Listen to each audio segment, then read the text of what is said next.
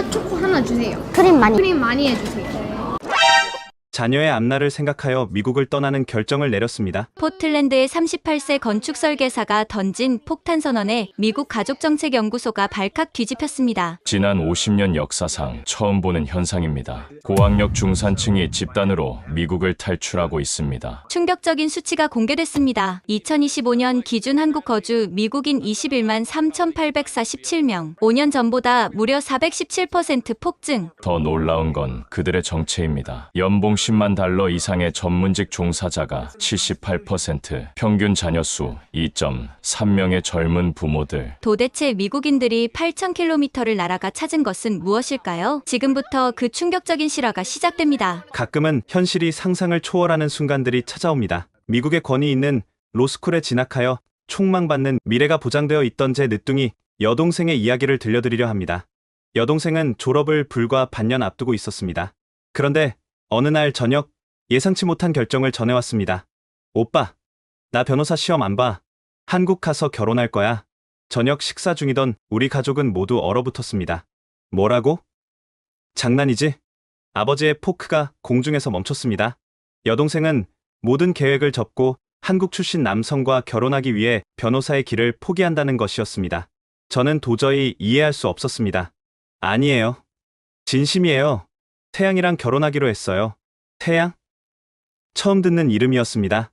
게다가 한국 사람이라니. 우리 가족 중 아시아를 가본 사람은 아무도 없었습니다. 릴리, 너 지금 뭐 하는 거야?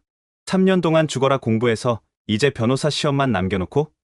제가 목소리를 높였습니다. 여동생은 담담하게 대답했습니다. 3년 동안 뭘 봤는지 알아? 성폭행 가해자는 형량 거래로 3개월 만에 나오고, 피해자는 평생 트라우마에 시달려, 총기 사고 가해자는 정당방위 주장하면서 무죄 받고, 죽은 사람 가족은 평생 고통 속에 살아. 그래도 그건 더 이상 못하겠어.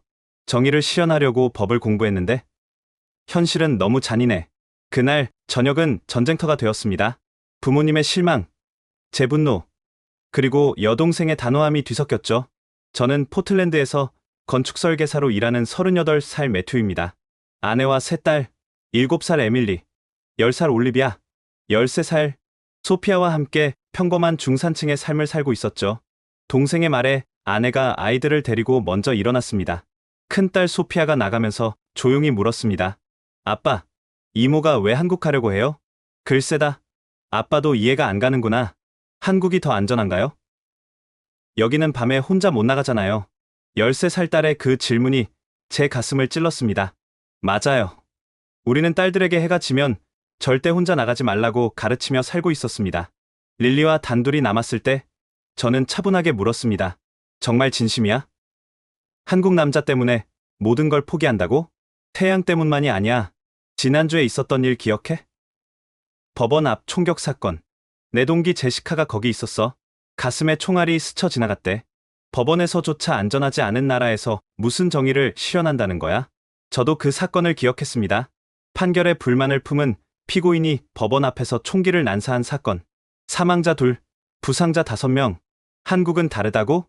태양이 말하길 한국에서는 30년 동안 단 한 번도 법원 총격 사건이 없었대. 총기 소지 자체가 불법이니까 여자들이 밤 10시에도 혼자 다니는 게 당연한 나라야.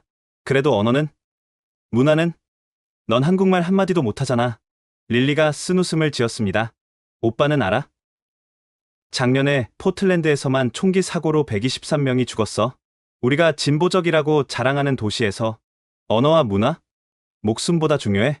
그날 밤, 저는 가족과 함께 집으로 돌아왔습니다. 차 안에서 아내가 말했습니다. 릴리 말도 일리가 있어. 우리도 매일 불안하게 살고 있잖아. 그렇다고 모든 걸 버리고 외국으로 가는 게 답이야? 뒷좌석에서 둘째 올리비아가 물었습니다. 엄마, 한국 애들도 학교에서 총 피하는 연습해요? 아내와 저는 동시에 침묵했습니다. 그 순간 깨달았죠.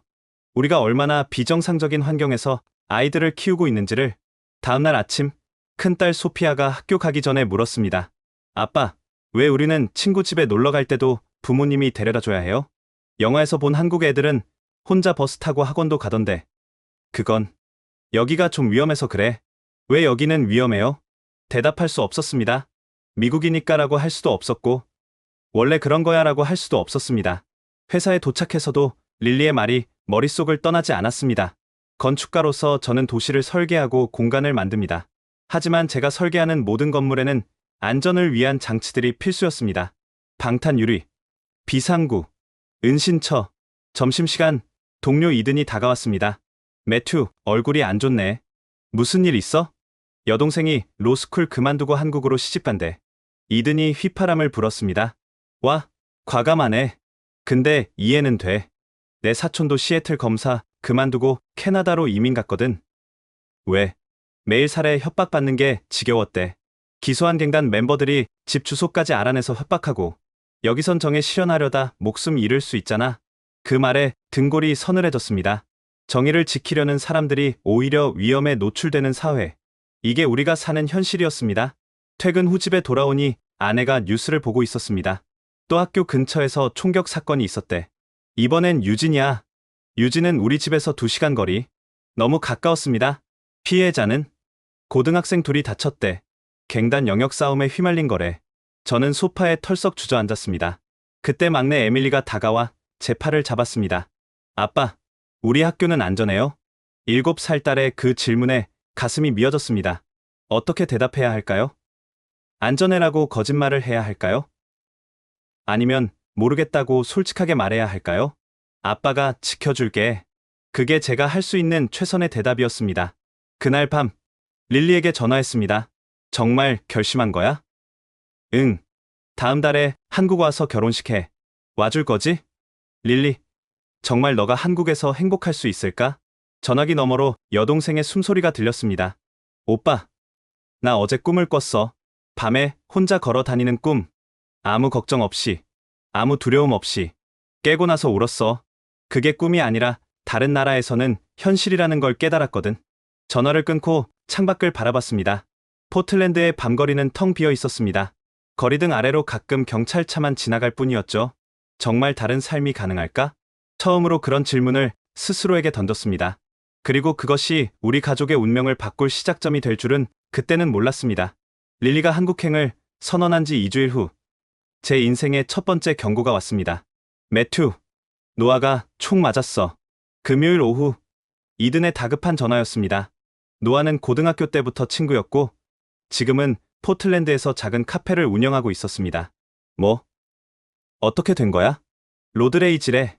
번사이드 다리에서 차선 문제로 시비가 붙었는데 상대가 총을 꺼냈대. 병원으로 달려가는 동안 손이 떨렸습니다. 다행히 노아는 어깨에 총상을 입었을 뿐 생명에는 지장이 없었습니다. 하지만 그의 눈에서 본 것은 공포였습니다. 매튜, 난 그냥 클렉슨을 눌렀을 뿐이야. 그 사람이 끼어들기를 해서. 그런데 갑자기 차에서 내려서 총을. 노아의 아내가 울면서 말했습니다. 이제 무서워서 운전도 못하겠어요. 언제 누가 총을 꺼낼지 모르잖아요. 병원을 나오면서 뉴스를 확인했습니다. 올해 포틀랜드 로드레이지 총격 사건 23번째? 23번째라니. 운전하다 화가 나서 총을 쏘는 게 한 해에 23번이나 일어나는 도시에서 우리가 살고 있었습니다. 집에 돌아오니 아내가 심각한 표정으로 기다리고 있었습니다. 소피아 학교에서 연락 왔어. 다음 주에 또 록다운 훈련한대. 또 이번 달만 3번째야. 애들이 너무 스트레스 받아 해. 큰딸 소피아가 방에서 나왔습니다. 평소와 달리 얼굴이 창백했습니다. 아빠, 우리 반 제나가 록다운 훈련 중에 공황 발작 일으켰어. 진짜 총소리인 줄 알았대. 가슴이 먹먹해졌습니다. 13살 아이들이 총격에 대한 공포로 공황 발작을 일으키는 현실. 이게 정상일까요? 소피아야. 그건 그냥 훈련이야. 진짜 일어날 가능성은? 아빠, 거짓말하지 마. 뉴스 다 봐. 매일 어디선가 학교 총격 사건 일어나잖아. 할 말이 없었습니다. 딸의 말이 맞았으니까요. 그날 밤 아내와 대화를 나눴습니다. 여보, 릴리 말이 자꾸 생각나. 정말 이렇게 사는 게 정상일까? 나도 요즘 그 생각 많이 해. 특히 아이들 학교 보낼 때마다. 오늘 노아, 일도 그렇고 운전하다가도 총 맞을 수 있는 세상이라니? 월요일, 뜻밖의 일이 생겼습니다. 회사에서 새로운 프로젝트를 맡게 된 것입니다. 매튜, 자네가 이 프로젝트를 리드해줬으면 해. 상사가 서류를 건넸습니다. 삼성물산 그린빌딩 프로젝트? 그래, 한국 회사야. 포틀랜드에 친환경 오피스 빌딩을 짓는데 우리가 설계를 맡게 됐어. 한국. 릴리가 가려는 그 나라의 회사와 일하게 된 것이 우연처럼 느껴졌습니다. 첫 화상회의는 충격이었습니다. 서울 시간으로 밤 10시였는데 한국팀은 아직도 사무실에서 일하고 있었습니다. 이렇게 늦은 시간까지 일하시네요. 제가 미안한 마음에 말했습니다. 프로젝트 매니저인 강현우 씨가 웃으며 대답했습니다. 괜찮아요. 서울은 밤에도 안전해서 퇴근이 늦어도 문제 없어요. 지하철도 자정까지 운행하고요. 밤에도 안전하다고요? 네. 제 아내도 밤 11시에 혼자 퇴근해요. 헬스장 다녀오는 길인데 전혀 걱정 안 해요. 화상회의가 끝난 후에도 그 말이 머릿속을 떠나지 않았습니다. 아내가 밤 11시에 혼자 헬스장을 다닌다고? 여기서는 상상도 할 수 없는 일이었습니다. 프로젝트를 진행하면서 한국팀과 교류가 늘어났습니다. 그들은 친절하고 전문적이었으며 무엇보다 여유가 있어 보였습니다. 어느 날 강현우 씨와 개인적인 대화를 나누게 되었습니다. 현우 씨, 한국은 정말 그렇게 안전한가요? 무슨 의미로 물으시는 거죠? 여기서는 총기 사고가 너무 흔해서요. 현우 씨가 놀란 표정을 지었습니다. 아, 미국 총기 문제. 한국에서는 민간인 총기 소지가 불법이에요. 경찰도 특별한 경우 아니면 총을 안 가지고 다녀요. 그럼 범죄는? 물론 범죄가 없는 건 아니죠. 하지만 총기 범죄는 거의 없어요. 작년 한 해 총기 사망자가 전국에서 5명이었어요. 그것도 대부분 수렵 사고였고요. 5명. 포틀랜드에서만 한 달에 그보다 많은 사람이 총에 죽는데 딸이 있다고 하셨죠? 몇 살이에요? 현우 씨가 물었습니다. 셋이요. 13살, 10살, 7살. 아, 저도 딸이 둘 있어요. 12살, 9살. 큰애는 혼자 지하철 타고 학원 다녀요. 혼자요? 밤에도? 밤 9시쯤 끝나는데 혼자 와요. 여기선 그게 당연해요. 아이들 혼자 다니는 거. 그날 밤 가족과 저녁을 먹으며 한국 팀과의 대화를 공유했습니다. 정말요? 애들이 밤에 혼자 다닌다고요? 소피아가 눈을 반짝였습니다. 그렇대. 지하철도 혼자 타고. 우와. 나도 그렇게 하고 싶어요. 친구 집에 놀러 갈 때마다 부모님이 데려다 주는 거 창피해요. 올리비아도 거들었습니다. 맞아요. 우리만 아기 취급받는 것 같아요.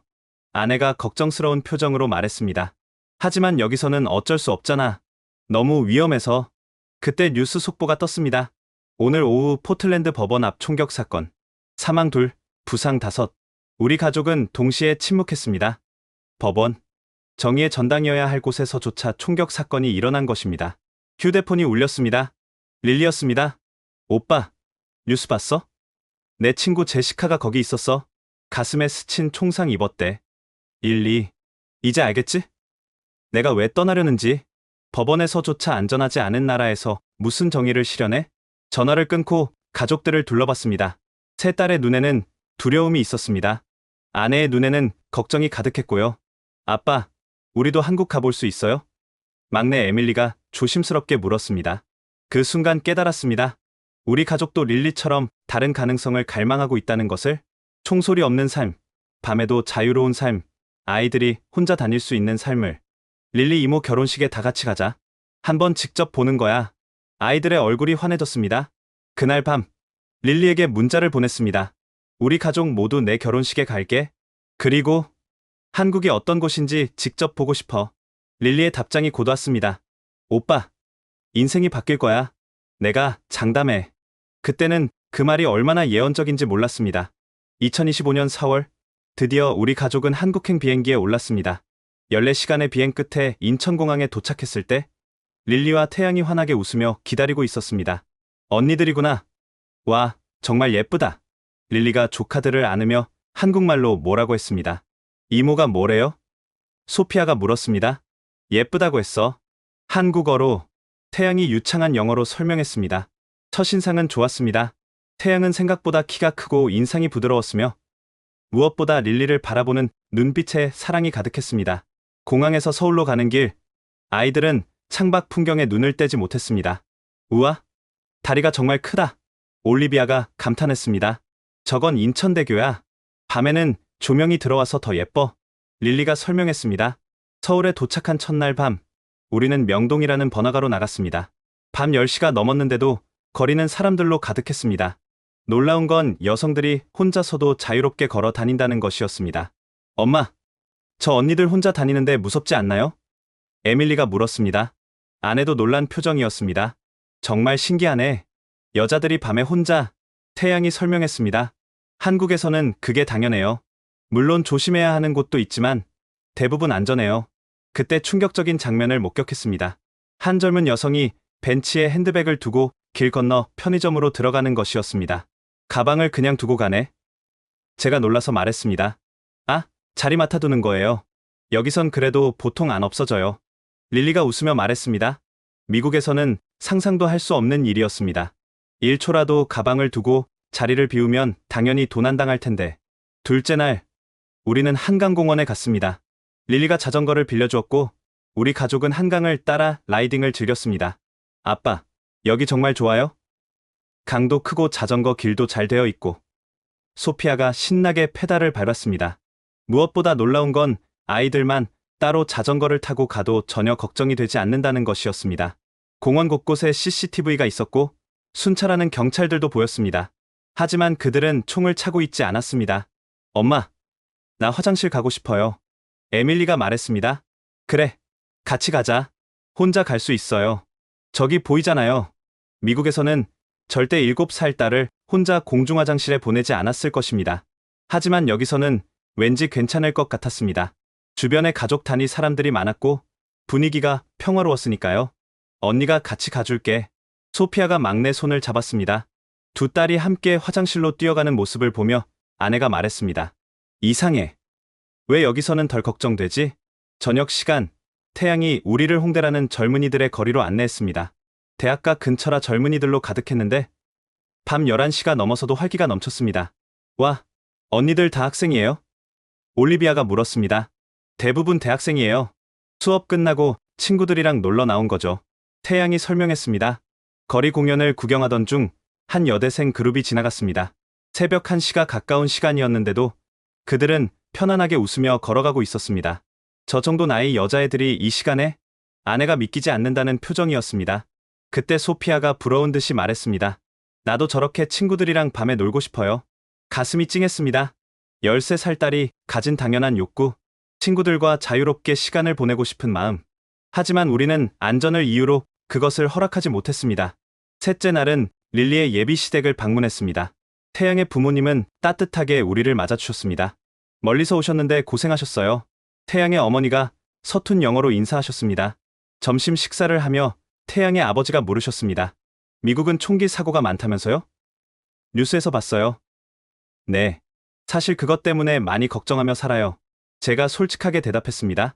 한국은 그런 걱정 없어서 좋아요. 손녀들이 여기서 자라면 안전할 거예요. 그 말씀이 농담처럼 들리지 않았습니다. 식사 후 태양의 어머니가 딸들에게 한복을 선물하셨습니다. 아이들이 한복을 입고 좋아하는 모습을 보며 문득 생각했습니다. 정말 여기서 살면 어떨까? 넷째 날 저녁, 충격적인 일이 있었습니다. 이태원에서 저녁을 먹고 나오는데 제 지갑이 없어진 것입니다. 아, 큰일이네. 여권도 있었는데. 당황해서 주머니를 뒤졌습니다. 어디서 잃어버리신 것 같아요?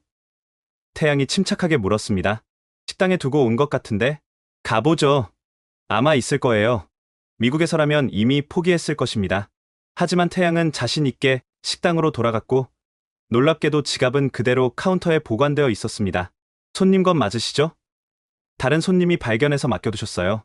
직원이 친절하게 지갑을 건넸습니다. 현금도, 카드도, 여권도 그대로였습니다. 이런 일이 자주 있나요? 제가 물었습니다. 네, 종종요. 한국 사람들은 주운 물건을 잘 돌려줘요. 다섯째 날, 아이들을 위해 놀이공원에 갔습니다. 에버랜드라는 곳이었는데 규모가 어마어마했습니다. 아빠, 여기는 총검사 안 해요? 소피아가 입구에서 물었습니다. 맞았습니다. 미국의 놀이공원들은 모두 공항 수준의 보안 검색을 합니다. 하지만 여기는 간단한 가방 검사만 있을 뿐이었습니다.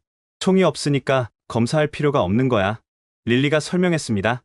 아이들은 하루 종일 신나게 놀았습니다. 무엇보다 좋았던 건 아이들을 잠시 놓쳐도 패닉에 빠지지 않는다는 것이었습니다. 미국에서는 잠시라도 아이를 놓치면 최악의 상황을 상상하게 되는데 여기서는 그런 두려움이 덜했습니다. 엄마, 저 친구들이랑 저기 가도 돼요? 올리비아가 한국 아이들을 가리켰습니다. 그래, 가까이 있어. 10살 딸이 처음 만난 아이들과 함께 노는 것을 허락하는 우리 자신이 신기했습니다. 여섯째 날 밤, 결혼식 전날이었습니다. 우리는 남산타워에 올라 서울 야경을 내려다봤습니다. 와, 정말 아름다워요. 아이들이 감탄했습니다. 수백만 개의 불빛이 반짝이는 서울. 그 불빛 하나하나가 안전하게 살아가는 사람들의 삶이라고 생각하니 부러웠습니다. 아빠, 우리도 여기 살 수 있어요? 에밀리가 갑자기 물었습니다. 순간 말문이 막혔습니다. 아내와 눈이 마주쳤고 그녀도 같은 생각을 하고 있다는 걸 알 수 있었습니다. 글쎄, 아빠가 일할 수 있는 곳이 있어야 하고 삼성이랑 일하잖아요. 여기도 삼성 있어요? 소피아가 물었습니다. 그래, 있지. 그럼 되는 거 아니에요? 아이들의 단순한 논리가 오히려 전곡을 찌르는 것 같았습니다. 그날 밤 호텔로 돌아와 아내와 대화를 나눴습니다. 여보, 애들이 정말 여기가 좋은가 봐. 나도 그래. 일주일 동안 단 한 번도 안전 걱정을 안 했어. 처음이야. 일 때문에 당장은 어렵겠지만 매튜, 솔직히 나는 애들이 여기서 자라면 좋겠어. 총 걱정 없이. 자유롭게. 아내의 고백에 가슴이 뭉클했습니다. 저도 같은 마음이었으니까요. 창밖으로 새벽 2시에 서울이 보였습니다. 여전히 많은 사람들이 거리를 걷고 있었고 택시와 버스가 다니고 있었습니다. 새벽 2시에도 살아있는 도시. 그것이 가능한 이유는 단 하나, 안전하기 때문이었습니다. 정말 가능할까? 우리 가족이 여기서 새 삶을 시작하는 것이? 처음으로 진지하게 그 가능성을 생각해봤습니다. 그리고 다음날 벌어질 일이 그 생각을 확신으로 바꿔놓을 줄은 아직 몰랐습니다. 릴리의 결혼식은 아름다웠습니다. 한국 전통과 서양식이 조화롭게 어우러진 예식이었죠. 하지만 그날 오후 예상치 못한 일이 생겼습니다. 둘째 올리비아가 갑자기 복통을 호소한 것입니다. 배가 너무 아파요. 올리비아가 울먹이며 배를 움켜쥐었습니다. 어제 먹은 음식이 안 맞았나 봐. 아내가 걱정스럽게 이마를 짚었습니다. 열도 있는 것 같은데. 태양이 빠르게 대처했습니다. 근처에 좋은 병원이 있어요. 바로 가시죠. 미국에서라면 응급실 비용을 먼저 걱정했을 것입니다. 여행자 보험이 있긴 했지만 미국 병원의 터무니없는 비용은 늘 부담이었으니까요. 10분 만에 병원에 도착했습니다. 놀랍게도 응급실 대기 시간은 거의 없었습니다. 의사가 영어로 상황을 물었고 즉시 검사를 시작했습니다. 급성 위장염 같네요. 수액 맞고 약 처방해드리면 금방 좋아질 거예요. 1시간 반 만에 모든 치료가 끝났습니다. 올리비아도 한결 나아진 표정이었죠. 얼마예요? 제가 떨리는 마음으로 물었습니다. 32만 원이요. 미국 달러로 280달러 정도 됩니다. 순간 귀를 의심했습니다. 280달러요? 응급실 치료비가? 네. 외국인이라 보험 적용이 안 돼서 좀 비싼 편이에요. 비싸다고요? 미국에서는 응급실에 한 번 가면 최소 2,000달러는 나옵니다. 검사라도 하면 5,000달러를 훌쩍 넘기죠. 이게 전체 비용인가요? 의사 진료비, 검사비, 약값 다 포함해서? 네, 전부 포함입니다. 믿기지 않았습니다. 미국의 10분의 1도 안 되는 가격에 신속하고 친절한 치료를 받은 것입니다. 병원을 나오며 건물을 유심히 봤습니다. 건축가의 눈으로 본 한국 병원은 흥미로웠습니다. 개방적인 구조, 자연광이 들어오는 넓은 창문, 그리고 곳곳에 배치된 휴게 공간. 한국 병원은 설계가 참 인간적이네요. 제가 감탄했습니다. 태양이 설명했습니다. 최근 지어진 병원들은 치유 환경을 중시해요. 환자들이 편안함을 느낄 수 있도록 설계하죠. 다음날, 저는 건축가로서의 호기심을 참을 수 없었습니다. 릴리의 양해를 구하고 서울 시내를 돌아다니며 도시 설계를 관찰했습니다. 형부, 혹시 CPTED라고 들어봤어요? 태양이 함께 걸으며 물었습니다. 범죄 예방 환경 설계요? 물론이죠. 미국에서도 적용하려고 노력하는데 한국은 이미 대부분의 신도시에 적용하고 있어요. 제가 보여드릴게요. 태양은 저를 판교라는 신도시로 안내했습니다. 거기서 본 것은 충격적이었습니다. 거리 설계부터 달랐습니다. 막다른 골목이 거의 없고 모든 길이 연결되어 있었습니다. 가로등 간격이 촘촘해서 어두운 곳이 없었고 CCTV가 사각지대 없이 배치되어 있었습니다. 여기 봐요. 공원 산책로도 항상 2개 이상의 출입구가 보이도록 설계되어 있어요. 태양이 설명했습니다. 자연적 감시가 가능하도록 한 거네요. 맞아요. 그리고 건물 배치도 보세요. 아파트 창문이 거리를 향하고 있어서 자연스럽게 거리를 감시하는 효과가 있어요. 미국에서는 프라이버시를 이유로 이런 설계를 꺼립니다. 하지만 그 결과는 고립되고 위험한 공간들이 생기는 것이었죠. 여기가 제 조카들이 다닐 학교예요. 태양이 한 초등학교를 가리켰습니다. 학교 설계를 보고 또 한 번 놀랐습니다. 높은 담장 대신 투명한 펜스가 있었고 학교 내부가 밖에서도 보였습니다. 정문에는 경비원이 있었지만 금속 탐지기나 무장 경비는 없었습니다. 총기 대피 시설은 어디 있어요? 제가 무의식적으로 물었습니다. 태양이 의아한 표정을 지었습니다. 총기 대피 시설이요? 그런 건 없어요. 필요가 없으니까요. 순간 가슴이 먹먹해졌습니다. 총기 대피 훈련이 필요 없는 학교. 우리 아이들이 다니는 학교에는 총알을 막을 수 있는 특수 설계된 방이 있는데 대신 지진 대피 훈련은 해요. 자연재해는 어쩔 수 없으니까요. 태양이 덧붙였습니다. 자연재해와 인간의 폭력. 한국은 전자만 걱정하면 되지만 미국은 후자가 더 큰 위협이었습니다. 오후에는 강남의 번화가를 둘러봤습니다. 건축가로서 흥미로운 점을 또 발견했습니다. 여기 건물들 1층이 다 상점이네요. 네. 한국은 1층 상가, 위층 주거나 사무실인 경우가 많아요. 거리에 항상 사람이 있도록 하는 효과가 있죠. 제인 제이콥스가 말한 거리에 눈이 자연스럽게 구현된 것이었습니다. 항상 누군가 있는 거리는 그 자체로 안전장치가 됩니다. 미국은 왜 이렇게 못하는 거죠? 제가 한숨을 쉬었습니다. 총이 있는 한 불가능해요. 아무리 잘 설계해도 총 한 자루가 모든 걸 무너뜨리니까요. 그날 저녁 가족들과 다시 합류했습니다. 올리비아는 완전히 회복되어 언니, 동생과 함께 놀고 있었습니다. 아빠, 오늘 한국 친구들을 만났어요. 소피아가 신나게 말했습니다. 그래? 어떻게? 공원에서 농구하는데 같이 하자고 해서요. 말은 잘 안 통했지만 재밌었어요. 올리비아도 거들었습니다. 한국 애들 영어 조금 해요. 그리고 번역 앱 써서 대화했어요. 근데 있잖아요. 막내 에밀리가 끼어들었습니다. 걔들 부모님이 없었어요. 애들끼리만 왔대요. 몇 살이었는데? 저랑 비슷해요. 7살, 8살? 7살 아이들이 부모 없이 공원에서 논다. 미국에서는 아동방임으로 신고당할 일입니다. 엄마, 나도 그렇게 하고 싶어요. 친구들이랑 우리끼리 놀러 다니고 싶어요. 소피아가 말했습니다. 아내가 저를 바라봤습니다. 그 눈빛에서 같은 생각을 읽을 수 있었습니다. 우리 아이들도 이런 자유를 누릴 수 있다면? 호텔로 돌아오는 길, 릴리가 조용히 다가왔습니다. 오빠, 어때? 이제 내 선택이 이해돼? 응, 완전히 이해해. 그리고 부러워. 오빠도 올 수 있어. 아이들을 위해서라도. 하지만 일이 삼성이랑 일하잖아. 기회는 있을 거야. 중요한 건 결심이지. 그날 밤 침대에 누워 천장을 바라봤습니다. 일주일 동안 본 것들이 머릿속을 맴돌았습니다. 안전한 거리, 자유로운 아이들, 합리적인 의료 시스템, 그리고 총 없는 사회. 정말 가능할까? 우리 가족이 여기서 새로 시작하는 것이? 아내가 돌아누우며 속삭였습니다. 나는 하고 싶어. 애들을 위해서라도. 저도 같은 마음이었습니다. 하지만 아직 현실적인 문제들이 남아있었죠. 그런데 바로 다음 날, 그 문제를 해결할 실마리가 나타날 줄은 꿈에도 몰랐습니다. 한국 방문 마지막 날 아침, 태양이 단둘이 만나자고 제안했습니다. 형부, 오늘 시간 있으시면 차 한잔 하실래요? 드릴 말씀이 있어서요.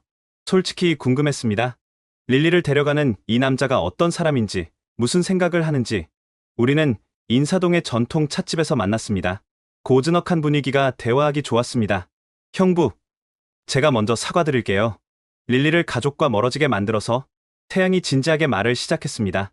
사과할 필요 없어요. 릴리의 선택이니까요. 그래도 가족 입장에서는 쉽지 않으셨을 거예요. 특히 딸을 가진 아버지로서는 더욱. 태양도 두 딸의 아버지라고 했었죠. 같은 아버지로서 통하는 게 있을 거라 생각했습니다. 태양 씨는 왜 미국에 안 남았어요? 환경공학 박사면 미국에서도 좋은 기회가 많았을 텐데. 태양이 잠시 침묵하다가 말했습니다. 2023년에 UC 버클리에서 박사 과정 중이었어요. 어느 날 밤, 연구실에서 늦게까지 실험하고 기숙사로 걸어가는데 그가 잠시 멈췄습니다. 뒤에서 총을 든 사람이 나타났어요.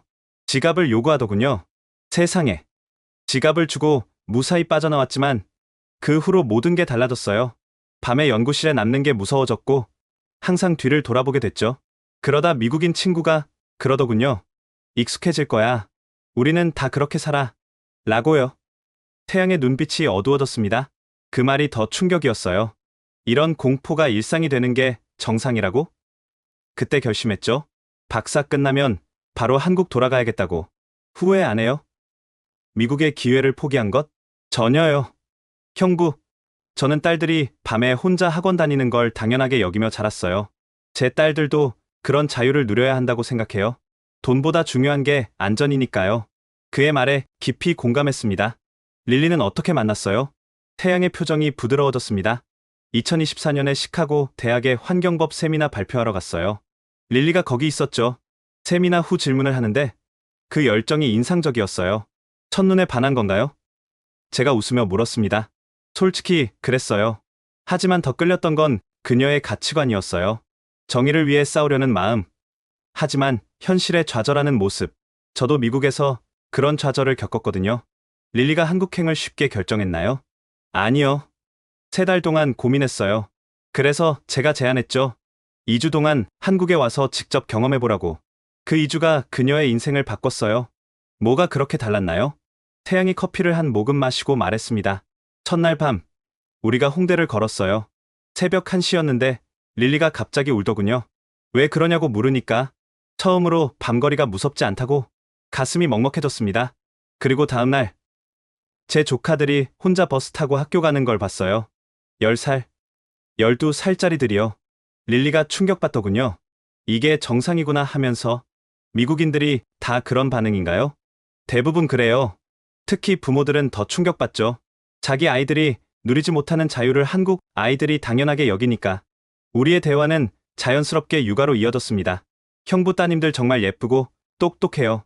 특히 큰 따님은 리더십이 있어 보이던데요. 고맙습니다. 하지만 늘 걱정이에요. 특히 딸들이라서 더. 무슨 걱정이요? 미국에서 여자아이 키우는 거 정말 무서워요. 성범죄 뉴스 볼 때마다 가슴이 철렁해요. 태양이 고개를 끄덕였습니다. 이해해요. 저도 딸 둘이라 그 마음 알아요. 하지만 한국은 상대적으로 안전해요. 물론 완벽하진 않지만 얼마나 달라요? 숫자로 말하면 미국 대비 성범죄율이 5분의 1 수준이에요. 더 중요한 건 아동 대상 범죄가 훨씬 적다는 거죠. 그리고 CCTV가 많아서 범죄 예방 효과가 커요. 딸들이 자유롭게 다닐 수 있다는 게. 제 큰딸이 12살인데 저녁 9시에 혼자 편의점 가요. 친구 집에도 혼자 가고. 미국에서는 상상도 못할 일이죠. 맞았습니다. 우리는 13살 소피아가 대낮에도 혼자 나가는 걸 허락하지 않았습니다. 형부, 실례지만 한국 이주 생각해 보신 적 있으세요? 갑작스러운 질문에 놀랐습니다. 글쎄요. 막연하게는. 제가 왜 묻냐면 형부가 이번 일주일 동안 보인 반응이 전형적인 이주 전조 증상이거든요. 이주 전조 증상이요? 네. 처음엔 문화 충격, 그 다음 부러움, 그리고 우리 아이들도 라는 생각. 마지막으로 진지한 고민. 형부가 정확히 그 단계를 거치고 있어요. 들키다니. 하지만 부정할 수 없었습니다. 일이 문제예요. 건축사무소를 두고 올 수는 없으니. 형부, 한국도 건축가 필요해요. 특히 안전 설계 전문가는 더욱. 그리고 삼성물산이랑 이미 일하고 계시잖아요. 연결고리는 있어요. 언어는요? 릴리도 한국어 몰랐어요. 지금은 기본 회화 정도는 해요. 형부 따님들은 더 빨리 배울 거예요. 아이들은 스펀지니까. 태양이 핸드폰을 꺼내 사진을 보여줬습니다. 국제학교에서 찍은 사진들이었습니다. 서울에 좋은 국제학교들이 많아요. 처음엔 거기서 시작하고 점차 한국 학교로 옮겨도 되고. 중요한 건 아이들이 안전하게 교육받을 수 있다는 거예요. 학비는 미국 사립학교보다 저렴해요. 그리고 한국은 공교육도 수준이 높아서 나중에 일반 학교 가도 문제 없어요. 대화가 깊어질수록 현실적인 가능성이 보이기 시작했습니다. 형부, 마지막으로 하나만 더 말씀드릴게요. 저도 딸 가진 아버지로서. 태양의 눈빛이 진지해졌습니다. 딸들에게 줄 수 있는 최고의 선물은 안전한 환경이에요. 돈도, 교육도 중요하지만 두려움 없이 자랄 수 있는 환경보다 중요한 건 없어요. 그 말이 가슴 깊이 박혔습니다. 미국에서 제일 두려웠던 게 뭔지 아세요? 태양이 물었습니다. 뭐예요? 딸이 생기면 어떻게 키울까 하는 거였어요. 총기 폭력, 마약, 성범죄, 그 모든 위험 속에서 어떻게 지킬 수 있을까? 그래서 한국 왔어요. 제 딸들은 그런 공포 없이 자라야 하니까. 후회 없어요? 단 한 번도요. 어제 형부 따님들이 한국 아이들과 놀 때 봤어요. 처음 보는 아이들과도 스스럼 없이 어울리고 부모 걱정 없이 뛰어노는 모습. 그게 정상이에요. 미국에서는 불가능한 정상. 찻잔을 내려놓으며 태양이 마지막으로 말했습니다. 형부, 기회는 만드는 거예요. 릴리도 모든 걸 포기하고 왔지만 지금은 더 행복해요. 한국 로펌에서 국제 변호사로 일할 예정이거든요. 미국 변호사 자격이 오히려 메리트가 됐죠. 정말요? 네. 한국도 글로벌화되면서 미국법 아는 변호사 수요가 커요. 형부도 마찬가지예요. 미국식 안전 설계 노하우를 가진 건축가는 한국에서도 필요해요. 대화를 마치고 일어서며 태양이 명함을 건넸습니다. 혹시 진지하게 고민하시게 되면 연락주세요. 제가 아는 분들 소개해드릴게요. 건축 쪽도, 학교 쪽도, 호텔로 돌아가는 길. 머릿속이 복잡했습니다. 막연한 꿈이 아니라 현실적인 가능성으로 다가온 한국 이주. 방에 들어가니 아이들이 짐을 싸며 시무룩한 표정이었습니다. 벌써 가야 해요? 에밀리가 입을 삐죽였습니다. 아빠, 다음에 또 올 수 있어요? 올리비아가 물었습니다. 그럼 또 오자. 진짜요? 약속해요.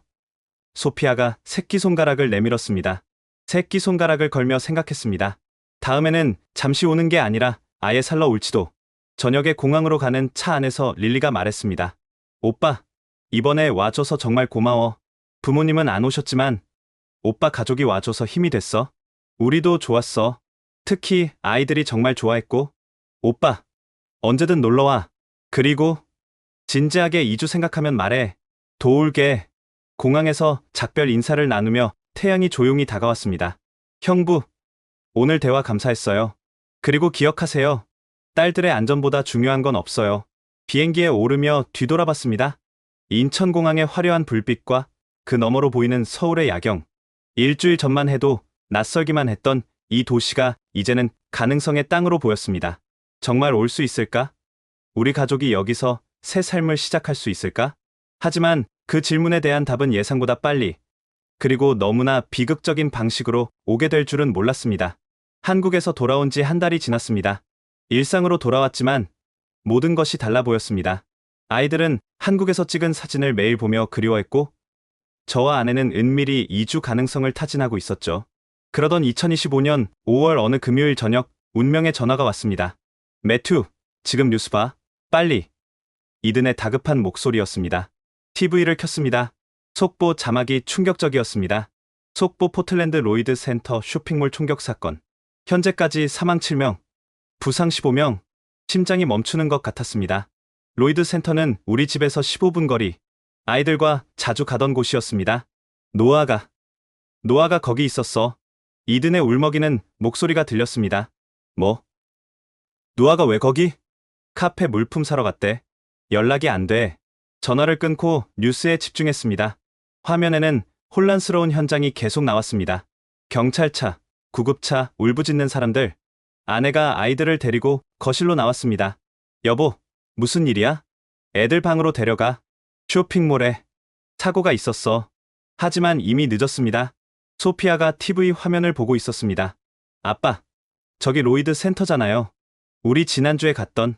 그때 휴대폰이 또 울렸습니다. 모르는 번호였습니다. 여보세요? 매튜 씨인가요? 포틀랜드 종합병원입니다. 노아 제임슨 씨가 응급실에 계신데. 보호자 연락처에. 가슴이 철렁 내려앉았습니다. 노아가 살아있나요? 네. 하지만 상태가 위중합니다. 가능한 빨리 와주세요. 전화를 끊자마자 밖으로 뛰어나갔습니다. 아내가 따라 나왔습니다. 노아가 총에 맞았어. 병원에 가봐야 해. 세상에. 애들은 내가 볼게. 조심해서 다녀와. 병원까지 가는 15분이 일생에서 가장 긴 시간이었습니다. 도착했을 때 응급실은 아수라장이었습니다. 총격 피해자들과 그 가족들로 가득했죠. 노아 제임슨 환자 보호자이신가요? 의사가 다가왔습니다. 네. 친구입니다. 상태가 어떤가요? 복부에 총상을 입었습니다. 지금 수술 중이에요. 다행히 주요 장기는 피했지만 출혈이 심해서 위험한 상황입니다. 수술 대기실에서 이든을 만났습니다. 그는 망연자실한 표정이었습니다. 3달 만이야, 매튜. 노아가 3달 만에 두 번째 총에 맞았어. 미친. 이게 무슨 나라야? TV에서는 계속 속보가 나왔습니다. 범인은 20대 백인 남성. 반자동 소총으로 무차별 총격. 이유는 아직 모른다고 했습니다. 그때 더 충격적인 소식이 전해졌습니다. 사망자 명단이 공개됐어. 대기실에 있던 누군가가 휴대폰을 보며 말했습니다. 명단을 확인하는 순간 다리에 힘이 풀렸습니다. 올리비아 첸, 28살. 우리 딸과 이름이 같은. 아니, 내가 아는 그 올리비아였습니다. 고등학교 때부터 친구였던 작년에 결혼한 올리비아. 안 돼. 올리가. 이든도 명단을 보고 충격에 빠졌습니다. 올리가 왜 거기? 아, 맞다. 결혼 1주년 선물 사러 간다고 했었지. 결혼 1주년 선물을 사러 갔다가 목숨을 잃은 28살 세댁. 이게 현실인가요? 3시간 후 노아의 수술이 끝났습니다. 다행히 생명은 건졌지만 회복까지는 오랜 시간이 걸릴 거라고 했습니다. 병원을 나올 때는 새벽 2시였습니다. 주차장까지 걸어가는데도 두려웠습니다. 혹시 또 누군가 총을 들고 나타나지 않을까? 집에 도착하니 아내가 거실에서 기다리고 있었습니다. 노아는 살았어. 하지만 올리가. 아내의 얼굴이 하얗게 변했습니다. 우리 올리? 첸 올리? 고개를 끄덕이자 아내가 흐느끼기 시작했습니다. 올리는 아내와도 친했습니다. 작년 결혼식에 우리 가족이 다 참석했었죠. 남편한테는 연락했어? 아직. 어떻게 말해야 할지. 그때 계단에서 발소리가 들렸습니다. 소피아였습니다. 엄마, 아빠. 무슨 일이에요? 소피아야. 왜 안 자고? 무서워서 못 자겠어요. 뉴스 봤어요. 로이드 센터에서. 우리 아는 사람도 있었어요. 거짓말을 할 수 없었습니다. 올리 이모가 하늘나라로 갔어. 소피아의 눈에서 눈물이 흘렀습니다. 싫어. 왜요? 올리 이모가 무슨 잘못했어요? 아무 잘못 없어. 그냥 잘못된 시간에 잘못된 장소에 있었던 거야. 그게 무슨 말이에요? 쇼핑몰에 가는 게 잘못이에요? 대답할 수 없었습니다. 13살 딸에게 이 부조리한 세상을 어떻게 설명해야 할까요? 그때 올리비아가 잠옷 차림으로 나왔습니다. 언니, 왜 울어? 올리 이모가 천국 갔대. 10살 올리비아는 이해하지 못하는 표정이었습니다. 같은 이름의 이모가 총에 맞아 죽었다는 걸 어떻게 이해할 수 있겠어요? 그때 막내 에밀리까지 나왔습니다. 무서워요. 총소리 들렸어요. 총소리가 아니야. 에밀리. 그냥 차 소리야. 아내가 막내를 안아주었습니다. 하지만 에밀리는 계속 떨었습니다. 아빠, 우리도 총 맞으면 어떡해요? 올리 이모처럼. 그 순간 무언가 제 안에서 부서졌습니다. 7살 딸이 총에 맞을까봐 두려워하는 현실. 이게 우리가 아이들에게 물려주는 세상인가요? 안 돼. 아빠가 지켜줄게. 하지만 그 말이 얼마나 공허한지 저도 알았습니다. 노아도 2번이나 총에 맞았고 올리는 죽었습니다. 제가 어떻게 지켜준다는 걸까요? 아이들을 재우고 아내와 부엌에 앉았습니다. 더는 못하겠어. 아내가 고개를 떨구며 말했습니다. 매일 아이들 학교 보낼 때마다 불안하고 장 보러 갈 때도 무섭고 이제 쇼핑몰도 안전하지 않아. 나도 알아. 매튜, 진지하게 얘기해보자. 한국 이주. 아내의 눈빛이 단호했습니다. 당장은 어려워도 방법을 찾아보자. 애들을 위해서라도. 나는 내 딸들이 올리처럼 그런 일 당하는 거 못 봐. 하지만 일보다 애들이 중요해. 돈보다 생명이 중요하고. 아내의 말이 맞았습니다. 그날 밤 우리는 새벽까지 이야기했습니다. 현실적인 문제들, 극복해야 할 장애물들. 하지만 결론은 하나였습니다. 떠나야 한다고. 다음날 아침 올리의 장례식 일정이 잡혔다는 연락을 받았습니다. 3일 후였습니다. 아침 식탁에서 소피아가 물었습니다. 아빠, 한국에서는 정말 이런 일 없어요? 응. 총이 없으니까. 그럼 우리도 거기 가면 안 돼요? 올리비아도 거들었습니다. 맞아요. 한국 친구들은 밤에도 놀러 다닌다고 했잖아요. 에밀리가 작은 목소리로 말했습니다. 나도 무서운 연습 안 하고 싶어요. 아이들의 간절한 눈빛을 보며 결심이 더욱 굳어졌습니다. 그날 오후 태양에게 전화했습니다. 태양씨, 매튜예요. 진지하게 한국 이주를 생각하고 있어요. 도와주실 수 있나요? 물론이죠. 무슨 일 있었나요? 친구가 쇼핑몰 총격으로. 더는 여기서 못 살겠어요. 전화기 너머로 태양의 한숨이 들렸습니다. 이해해요. 제가 최대한 도울게요. 일단 이력서 보내주시고 제가 아는 건축 회사들에 연락해 볼게요. 전화를 끊고 창밖을 바라봤습니다. 평화로워 보이는 포틀랜드의 오후. 하지만 이 평화로운 풍경 뒤에는 언제 터질지 모르는 폭력이 도사리고 있었습니다. 올리, 미안해. 우리가 더 빨리 떠났어야 했는데. 그리고 다짐했습니다. 내 딸들은 절대 그런 비극을 겪지 않게 하겠다고. 어떤 대가를 치르더라도. 올리의 장례식은 비 오는 화요일에 열렸습니다. 교회는 젊은 친구들과 가족들로 가득했고 곳곳에서 흐느끼는 소리가 들렸습니다. 올리비아는 사랑이 가득한 사람이었습니다. 결혼 1주년 선물로 남편에게 줄 시계를 사러 갔다가 목사님의 목소리가 떨렸습니다. 올리의 남편 제이크는 넋이 나간 표정이었습니다. 불과 1년 전 우리가 축복해줬던 그 결혼식이 떠올랐습니다. 그때 올리가 얼마나 행복해했는지. 장례식이 끝나고 제이크에게 다가갔습니다. 제이크, 정말 마음이 아파요. 매튜, 아직도 믿기지 않아요. 아침에 시계 사러 갈게 하고 나간 게 마지막이었어요. 필요한 거 있으면 언제든 연락해요. 고마워요. 근데 매튜, 나도 이사 갈 거예요. 여기서는 더 이상. 또 한 명이 떠나는구나. 폭력이 사람들을 흩어놓고 있었습니다. 집으로 돌아오니 아내가 노트북 앞에 앉아 있었습니다. 뭐 하고 있어? 한국 국제학교들 알아보고 있어. 서울에만 10곳이 넘더라. 벌써? 매튜, 우리 정말 가자. 오늘 장례식 보면서 더 확실해졌어.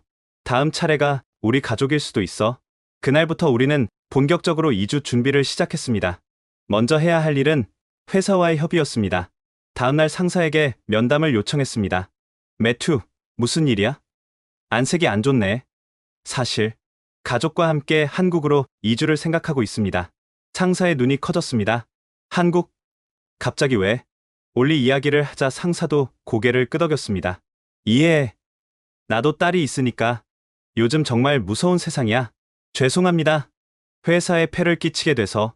잠깐, 누가 그만둔다고 했나? 매튜, 우리 삼성물산 프로젝트 기억하지? 그쪽에서 계속 현지 파트너 구하고 있어. 네. 서울지사 설립 계획이 있다고 했잖아. 자네가 가서 기반을 닦아주면 어떨까? 원격 근무 형태로. 예상치 못한 제안이었습니다. 정말 가능한가요? 본사와 협의는 필요하지만 충분히 가능해. 자네 실력이면 한국에서도 환영받을 거야. 희망이 보이기 시작했습니다. 그 주 내내 정신없이 움직였습니다. 태양이 소개해준 한국 건축 회사들과 화상 면접을 하고 아이들 학교 서류를 준비하고 비자 관련 절차를 알아봤습니다. 주말에는 가족회의를 열었습니다. 얘들아, 아빠 엄마가 중요한 얘기가 있어. 세 딸이 긴장한 표정으로 앉았습니다. 우리 한국으로 이사 가기로 했어. 진짜요? 소피아의 눈이 반짝였습니다. 진짜야. 아빠 회사에서도 허락했고 너희들 다닐 학교도 알아보고 있어. 올리비아가 물었습니다. 언제 가요? 아마 2-3달 후. 준비할 게 많아서. 야호, 드디어 안전한 곳으로 가는구나. 에밀리가 팔을 들어 올렸습니다. 7살 아이 입에서 안전한 곳이라는 말이 나온 게 씁쓸했습니다. 하지만 친구들과 헤어져야 해. 괜찮겠어? 아내가 조심스럽게 물었습니다. 소피아가 진지하게 대답했습니다. 친구들도 다 이사 가고 있어요. 엠마는 캐나다로, 제시카는 텍사스로. 어차피 다 흩어져요. 맞았습니다. 폭력을 피해 뿔뿔이 흩어지는 사람들. 이게 우리의 현실이었습니다. 이주 준비가 진행되면서 주변에 소식이 퍼졌습니다. 반응은 다양했습니다. 정말 용감한 결정이야. 어떤 이들은 부러워했습니다. 애들 교육은 어떡하고? 언어는? 걱정하는 사람들도 있었죠. 하지만 가장 많은 반응은 이거였습니다. 나도 갈 수 있으면 가고 싶어. 회사 프로젝트를 정리하면서 이든과 자주 만났습니다. 노아는 퇴원했지만 여전히 회복 중이었습니다. 너도 정말 가는구나. 이든이 맥주를 마시며 말했습니다. 응, 미안해. 혼자 두고 가게 돼서. 미안하긴. 난 오히려 부러워. 나도 식구가 있으면 당장 떠났을 거야. 너도 올 수 있어. 이든이 쓴웃음을 지었습니다. 글쎄, 아직은 여기에 할 일이 있어서. 하지만 언젠가는 나도. 송별회가 열렸습니다. 회사 동료들, 친구들, 이웃들이 모였습니다. 분위기는 축하 반 아쉬움 반이었습니다. 매튜 가족의 새로운 시작을 축하합니다. 상사가 건배를 제안했습니다. 하지만 우리의 좋은 이웃을 잃게 되어 아쉽기도 합니다. 노아가 휠체어에 앉은 채 다가왔습니다. 매튜, 잘 가. 그리고 제대로 사는 거 보여줘. 우리 대신. 노아, 농담이야. 진심으로 축하해. 내 딸들은 이제 자유롭게 살 수 있겠네. 집을 정리하는 것도 큰 일이었습니다. 15년 동안 살았던 집. 아이들이 태어나고 자란 곳. 엄마, 내 방 사진 찍어도 돼요? 소피아가 물었습니다. 그럼 추억으로 남겨두자. 하나씩 짐을 싸면서 추억들이 스쳐 지나갔습니다. 서사히 소피아를 안고 들어왔던 날, 올리비아가 첫걸음을 뗐던 거실, 에밀리가 태어나던 날 서둘러 병원 갔던 기억. 여보, 우리 정말 잘하는 거 맞아? 아내가 갑자기 불안해했습니다. 맞아. 여기 있으면 계속 불안하게 살 거야. 애들은 더 나은 환경에서 자랄 자격이 있어. 마지막 주, 아이들 학교에 작별 인사를 갔습니다. 소피아의 담임 선생님이 말했습니다. 소피아가 떠나서 아쉽지만 이해해요. 요즘 많은 가족들이 떠나고 있어요. 더 안전한 곳으로. 선생님도 불안하시죠? 선생님이 쓸쓸하게 웃었습니다. 매일이요. 언제 우리 학교가 뉴스에 나올지. 끔찍한 생각이지만 현실이니까요. 출국 일주일 전 올리의 묘지를 찾았습니다. 이제 막 잔디가 자라기 시작한 새 묘지. 올리, 우리 떠나. 너가 꿈꿨을 안전한 곳으로. 거기서는 이런 일 없을 거야. 묘비에는 이렇게 쓰여 있었습니다. 사랑하는 아내, 올리비아 첸. 1997년에서 2025년. 너무 일찍 떠난 천사. 28살. 겨우 28살에 쇼핑몰에서 총 맞아 죽은 친구. 이게 우리가 사는 나라의 현실이었습니다. 공항 가는 날 아침, 마지막으로 집을 둘러봤습니다. 텅 빈 방들이 낯설게 느껴졌습니다. 아빠, 빨리 가요. 에밀리가 재촉했습니다. 그래, 가자. 현관문을 잠그고 돌아서는데 이웃집 부인이 나와 있었습니다. 잘 가요. 매튜 가족. 부럽네요. 우리도 언젠가는 꼭 더 나은 날이 올 거예요. 하지만 그 말이 공허하게 들렸습니다. 과연 이 나라에 더 나은 날이 올까요? 공항으로 가는 차 안에서 아이들은 들떠 있었습니다. 한국 가면 뭐부터 할까? 올리비아가 물었습니다. 한강 자전거 타기. 에밀리가 외쳤습니다. 나는 밤에 친구들이랑 놀러 가고 싶어. 소피아가 말했습니다. 평범한 소망들. 하지만 여기서는 이룰 수 없는 꿈들이었습니다. 체크인 카운터에서 짐을 붙이며 생각했습니다. 이게 끝이 아니라 시작이다. 더 나은 삶을 향한 시작. 14시간의 비행 끝에 다시 인천공항에 도착했습니다. 하지만 이번에는 달랐습니다. 단순한 방문이 아닌 새로운 삶의 시작이었으니까요. 드디어 왔다. 에밀리가 환호했습니다. 입국장을 나오니 릴리와 태양이 대형 환영 플래카드를 들고 있었습니다. 웰컴 투 코리아. 매튜 패밀리. 언니들, 정말 왔구나. 릴리가 조카들을 안으며 울먹였습니다. 이모, 우리 이제 여기서 살 거예요. 소피아가 자랑스럽게 말했습니다. 공항에서 서울로 가는 길, 창밖 풍경이 다르게 보였습니다. 더 이상 구경거리가 아닌 우리가 살아갈 곳이었으니까요. 숙소는 한강 근처 아파트로 준비했어요. 학교도 가깝고 교통도 편리해요. 태양이 설명했습니다. 고마워요. 정말 많이 도와줘서. 가족이잖아요. 당연한 거죠. 임시 숙소는 예상보다 훨씬 좋았습니다. 한강이 내려다 보이는 고층 아파트. 넓은 거실과 방 3개. 무엇보다 안전해 보였습니다. 와, 여기가 우리 집이에요? 올리비아가 감탄했습니다. 임시로 6달 계약했어. 그동안 마음에 드는 곳 찾아보자. 아내가 설명했습니다. 짐을 풀고 저녁 시간이 되었습니다. 릴리가 근처 식당을 예약해뒀다고 했습니다. 걸어갈까요? 10분 거리예요. 태양이 제안했습니다. 벌써 어두운데. 아내가 습관적으로 걱정했습니다. 괜찮아요. 여기는 안전하니까. 릴리가 웃으며 말했습니다. 정말로 우리는 밤 9시에 가족 전체가 걸어서 식당으로 갔습니다. 거리에는 많은 사람들이 있었고 아이들도 보였습니다.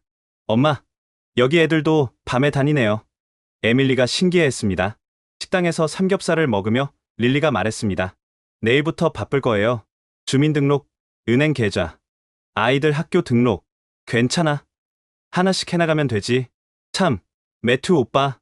한국 회사에서 연락 왔어요. 다음 주 면접 잡혔대요. 희망적인 소식이었습니다. 새로운 시작이 순조롭게 진행되고 있었죠.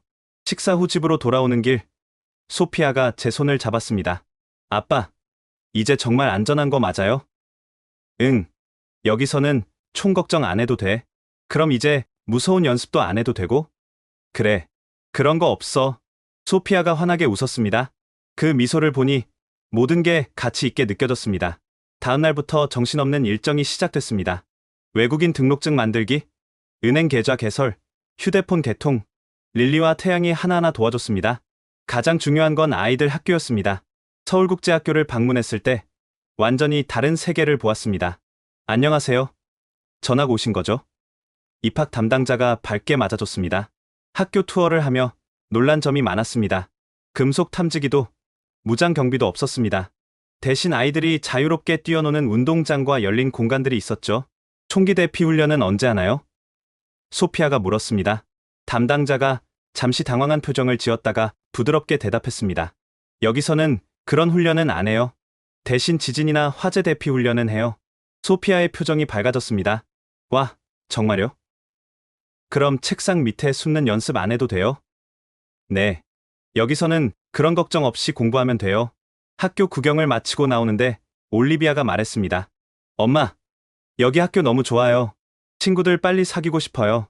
일주일 후, 아이들이 첫 등교를 했습니다. 교복을 입은 모습이 어색하면서도 귀여웠습니다. 아빠, 나 혼자 버스 타고 가도 돼요? 소피아가 물었습니다. 응. 처음이니까 같이 가자. 에이, 아빠, 여기는 안전하다면서요? 맞는 말이었습니다. 하지만 습관은 쉽게 바뀌지 않았죠. 한 달이 지나자 변화가 나타나기 시작했습니다. 먼저 아이들이 달라졌습니다. 더 밝아지고 자신감이 생겼죠. 소피아는 한국 친구들과 어울리며 한국어를 배우기 시작했고, 올리비아는 태권도 학원에 다니기 시작했습니다. 엄마, 나 오늘 혼자 학원 갔다 왔어요. 올리비아가 자랑스럽게 말했습니다. 정말? 무섭지 않았어? 전혀요. 다른 애들도 다 혼자 다니는데 뭐. 가장 큰 변화는 막내 에밀리였습니다. 더 이상 밤에 악몽을 꾸지 않았고, 큰 소리에도 놀라지 않았습니다. 아빠, 이제 총소리 안 들려서 좋아요. 어느 날 에밀리가 말했습니다. 그래? 다행이네. 미국에서는 맨날 무서웠는데, 여기는 안 무서워요. 제 일도 순조롭게 진행됐습니다. 한국 건축회사와 계약을 맺었고, 동시에 미국 회사의 한국 프로젝트도 계속 진행하게 됐습니다. 매튜 씨, 한국의 안전 설계 시스템을 미국식과 접목하는 프로젝트 어떠세요? 한국 회사 대표가 제안했습니다. 좋습니다. 제가 양쪽을 다 경험했으니 도움이 될 것 같습니다. 어느 토요일 저녁, 우리 가족은 한강공원에서 자전거를 탔습니다. 해가 지고 있었지만 공원은 사람들로 가득했습니다. 아빠, 여기 밤인데도 사람이 많아요. 에밀리가 신기해했습니다. 응, 여기서는 밤에도 안전하니까. 자전거를 타고 한강을 따라 달리며 생각했습니다. 이것이 우리가 찾던 삶이었다고. 평범하지만 안전한, 두려움 없는 일상. 여보, 우리 정말 잘 왔지? 아내가 자전거를 세우고 물었습니다. 한강에 비친 서울의 야경을 바라보며 대답했습니다. 응, 정말 잘했어. 그때 소피아가 외쳤습니다. 아빠, 엄마, 나 다음 주에 친구들이랑 영화 보러 가기로 했어요. 저녁에요. 그래? 몇 시에? 7시요. 끝나면 9시쯤? 혼자 지하철 타고 올게요. 미국에서는 상상도 못했을 일이었습니다. 13살 딸이 밤에 친구들과 영화를 보고 혼자 대중교통으로 귀가한다니. 조심해서 다녀와. 제가 대답했습니다. 소피아가 놀란 표정으로 물었습니다. 정말요? 된다고요? 그럼 여기서는 괜찮아. 소피아가 뛰며 소리쳤습니다. 야호! 드디어 진짜 10대가 된 것 같아요. 그 모습을 보며 가슴이 뭉클했습니다. 아이들에게 준 최고의 선물은 바로 이것이었습니다. 자유롭게 살 수 있는 권리, 두려움 없이 성장할 수 있는 환경. 집으로 돌아오는 길, 에밀리가 제 손을 꼭 잡고 말했습니다. 아빠, 이제 올리 이모 같은 일 안 일어나죠? 응, 여기서는 그런 일 없어. 다행이다. 이제 안심이에요. 7살 아이가 느끼는 안도감. 그것만으로도 모든 선택이 옳았다는 확신이 들었습니다. 그날 밤, 가족들이 모두 잠든 후 베란다에 나가 서울의 야경을 바라봤습니다. 불빛 가득한 도시, 그 불빛 하나하나가 안전하게 살아가는 사람들의 일상이었습니다. 휴대폰이 울렸습니다. 미국에 남은 이든이었습니다. 매튜, 잘 지내? 응. 너는? 노아가 완전히 회복했어. 그리고 우리도 이사 준비 중이야. 정말? 어디로? 노아는 하와이로. 나도 한국 생각 중이야. 진짜? 올리 일 이후로 여기가 너무 무서워. 매일이 불안해. 전화를 끊고 생각했습니다. 얼마나 더 많은 사람들이 떠나야 할까? 그리고 언제쯤 미국은 다시 안전한 나라가 될 수 있을까? 하지만 지금 중요한 건 그게 아니었습니다. 내 가족이 안전하고 아이들이 자유롭게 꿈꿀 수 있는 곳에 있다는 것. 그것이 가장 중요했습니다. 올리, 우리는 해냈어. 너가 꿈꾸던 안전한 삶을 찾았어. 마음속으로 하늘나라의 친구에게 인사를 전하며 저는 새로운 삶에 대한 감사함을 느꼈습니다. 지금까지 한 가족이 안전을 찾아 떠난 특별한 여정의 이야기를 들려드렸습니다. 릴리의 용기 있는 선택이 결국 온 가족을 구했고, 세 딸은 이제 두려움 없이 자유롭게 성장할 수 있게 되었습니다. 때로는 모든 것을 버리고 떠나는 것이 가장 큰 사랑이 될 수 있다는 것을 보여준 감동적인 실화였습니다. 만약 이 이야기가 여러분의 마음에 울림을 주었다면 구독과 좋아요를 눌러주세요. 그리고 치안 강국 대한민국을 널리 알리기 위해 이 영상을 공유해주세요. 다음에도 더 감동적인 이야기로 찾아뵙겠습니다. 감동 편지함이었습니다. 감사합니다.